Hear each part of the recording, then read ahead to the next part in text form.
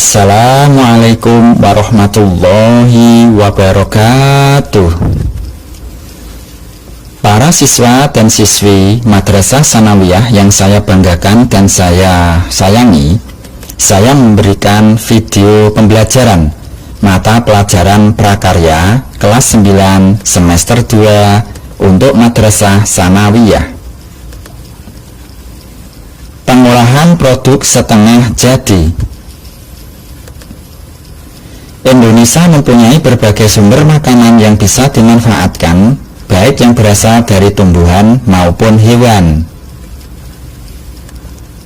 Pengolahan bahan pangan setengah jadi adalah suatu kegiatan mengubah bahan mentah menjadi bahan setengah jadi dengan tujuan untuk meningkatkan kualitas dan memperpanjang masa simpan bahan pangan.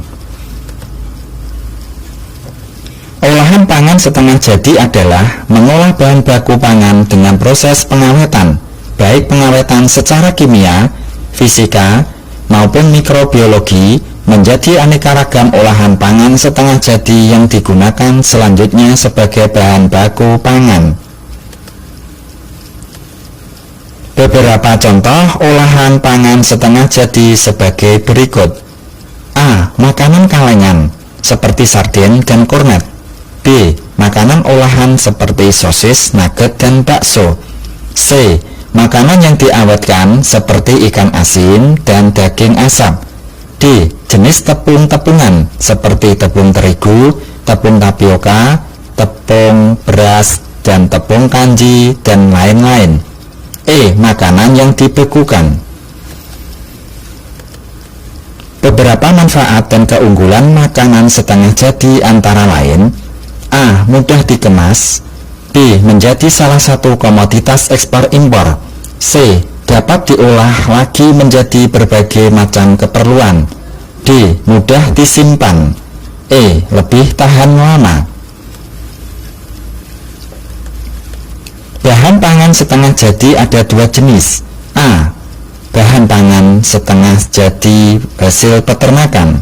B. Bahan pangan setengah jadi hasil perikanan.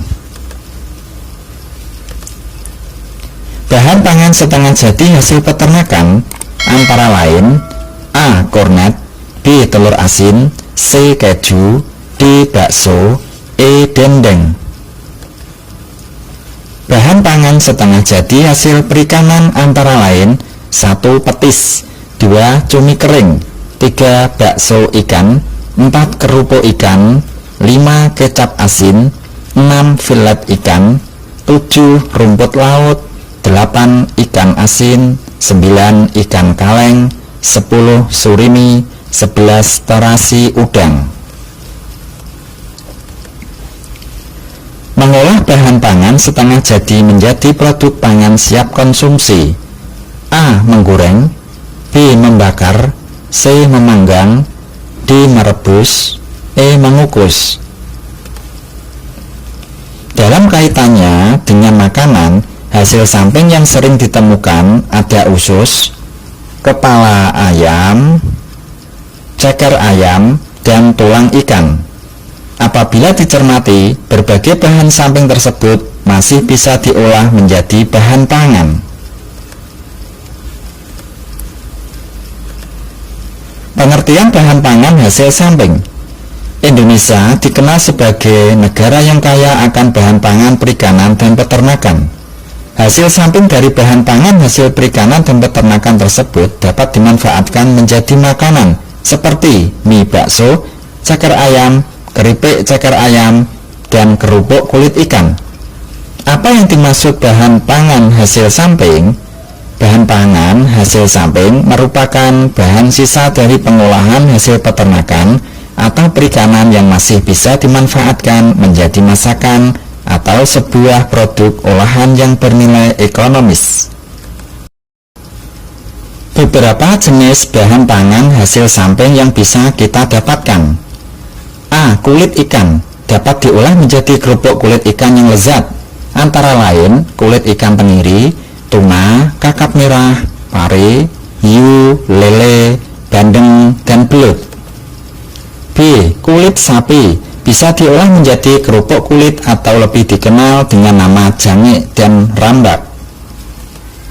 C. Hati ikan. Dalam pengolahan hati ikan harus dalam keadaan segar dan tidak busuk agar menghasilkan kualitas yang tinggi. Hati ikan merupakan bahan baku dalam pengolahan minyak hati ikan. Hati ikan yang biasa digunakan adalah jenis ikan hiu, ikan pari, atau kadang hati ikan tuna. D. Kepala ikan atau udang, jeruan ikan, dan tulang ikan merupakan yang digunakan sebagai bahan baku dalam pengolahan produk hasil samping. Sebaiknya berasal dari ikan yang segar, belum disimpan lama, dan tidak terjadi kerusakan baik secara fisik, mekanis maupun biologis. E. Cakar ayam adalah bagian dari tubuh ayam, yaitu bagian kaki ayam. Bisa diolah menjadi produk pangan seperti keripik cakar ayam, bakso cakar ayam, dan sup cakar ayam. Beberapa teknik yang digunakan dalam pengolahan makanan dari produk samping bahan baku perikanan dan peternakan. A. Perebusan. B. Penggilingan. C. Penggorengan. D. Pengeringan. Pengemasan. Pengemasan bertujuan untuk meminimalisasi produk agar tidak rusak dan menjadikan produk terlihat lebih menarik dan bagus. Berikut tujuan dari pengemasan produk. Antara lain: A. Bisa melindungi produk. B. Untuk meningkatkan mutu. C. Untuk mengamankan dan mempermudah distribusi. D. Mengawetkan produk.